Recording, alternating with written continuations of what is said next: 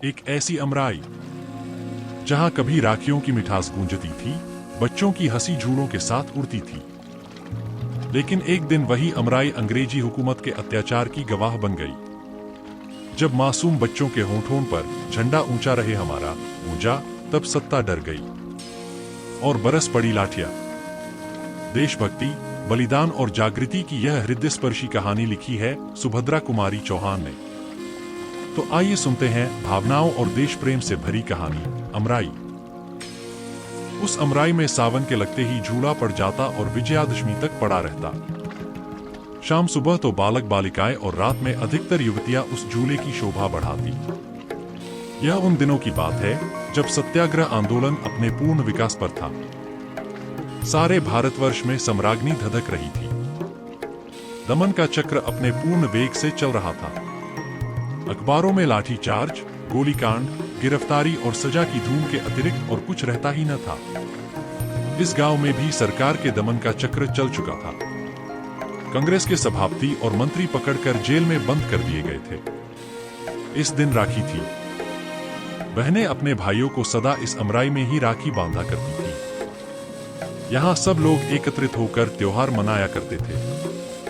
बहनें भाइयों को पहले कुछ खिलाती, माला पहनाती, हाथ में नारियल देती और तिलक लगाकर हाथ में राखी बांधते हुए कहती, भाई इस राखी की लाज रखना, लड़ाई के मैदान में कभी पीठ न दिखाना। एक तरफ तो राखी का चित्ताकर्षक दृश्य था, दूसरी ओर छोटे छोटे बच्चे और बच्चियां झूले पर झूल रहे थे। इनके सुकुमार हृदयों में भी देश प्रेम के नन्हे नन्हे पौधे प्रस्फुटित हो रहे थे। बहादुरी के साथ देश के हित के लिए फांसी से लटक जाने में वे भी शायद गौरव समझते थे। पहले तो लड़कियां कजरी गा रही थी। एकाएक एक छोटा बालक गा उठा, झंडा ऊंचा रहे हमारा। इसकी खबर ठाकुर साहब के पास पहुंची। अमराई उन्हीं की थी। अभी 3 ही महीने पहले वे राय साहेब हुए थे। ऑनरेरी मजिस्ट्रेट वो थे ही, और थे सरकार के बड़े भारी खैरख्वाह। जब उन्होंने सुना कि अमराई तो असहयोगियों का अड्डा बन गई है, प्रायः इस प्रकार वहां रोज ही होता है, तो वे बड़े घबराए, फौरन घोड़ा कसवाकर अमराई की ओर चल पड़े। किंतु उनके पहुंचने के पहले ही वहां पुलिस भी पहुंच चुकी थी। ठाकुर साहब को देखते ही दरोगा नियामत अली ने बिगड़कर कहा, ठाकुर साहब, आपसे तो हमें ऐसी उम्मीद न थी।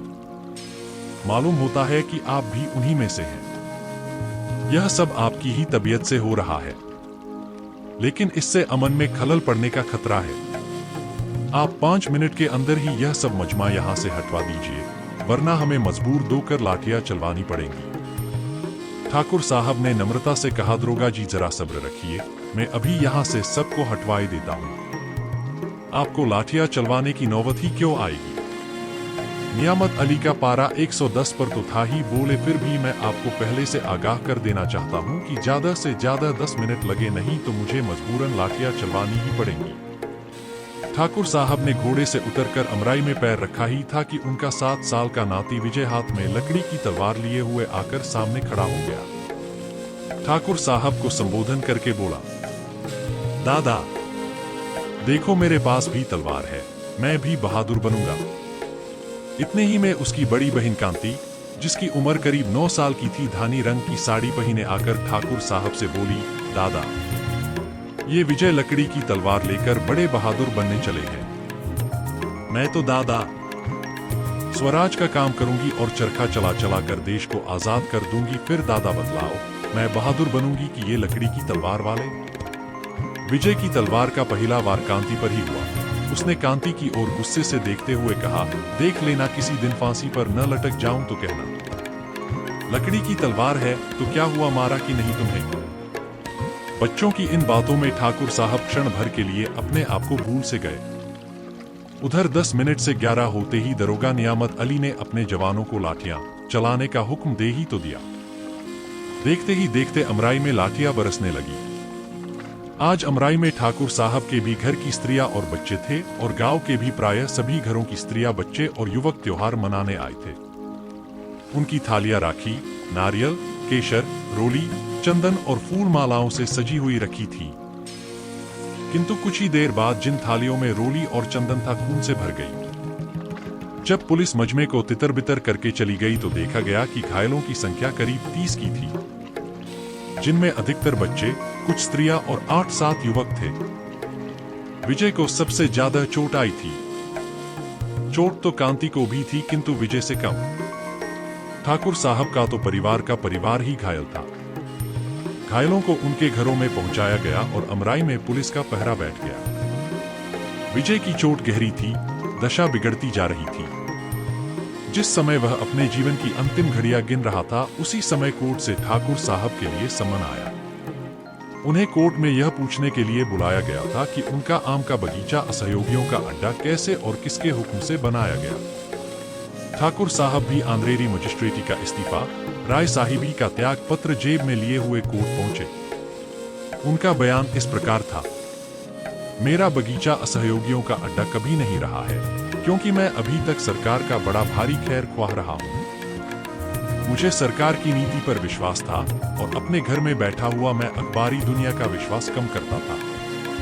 मुझे यकीन ही न आता था कि न्याय की आड़ में सरकार निरीह बालक, स्त्रियों और पुरुषों पर कैसे लाठियां चलवा सकती है। परंतु आज तो सारा भेद मेरी आंखों के ही आगे विषले अक्षरों में लिखा गया है।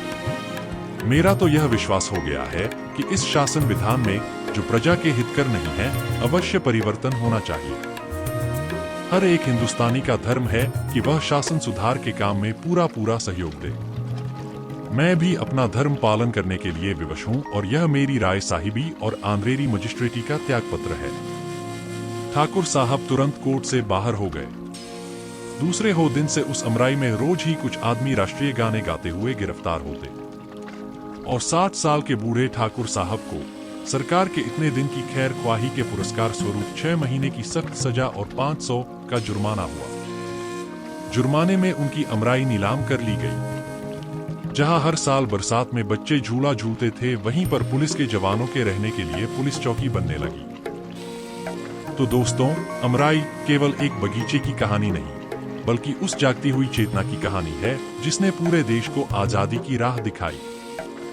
यह कहानी हमें सिखाती है कि अन्याय के खिलाफ उठी एक छोटी सी आवाज भी इतिहास बदल सकती है।